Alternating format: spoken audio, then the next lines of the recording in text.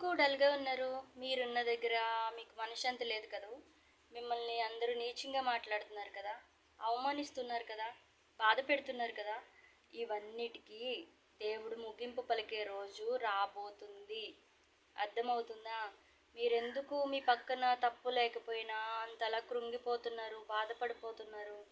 బాధపడొద్దు. అర్థమైందా? ఇది చెప్పే వాళ్ళకి ఈజీగా ఉంటుంది, పడే వాళ్ళకి తెలుస్తుంది. నేను ఒకప్పుడు ఇలా పడిందాన్నే.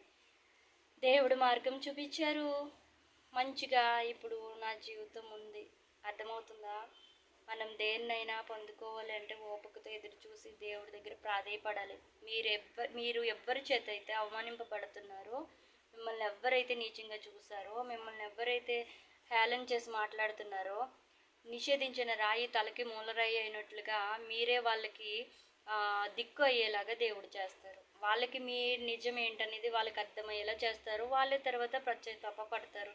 ఇంతరాని మీరు చచ్చిపోవాలి, దూరంగా పారిపోవాలి, నేను బ్రతకూడదు. ఎందుకు ఈ మాటలన్నీ? ఏంటి అర్థమవుతుందా? నేను మీతోనే మాట్లాడుతున్నాను. దయచేసి ధైర్యం వహించండి, దేవుడి మీద భారం వేయండి. నేను ఇలాంటివి ఎన్నో చూశాను. అర్థమవుతుందా? అందుకే మీకు ఇంత ధైర్యంగా చెప్తున్నాను.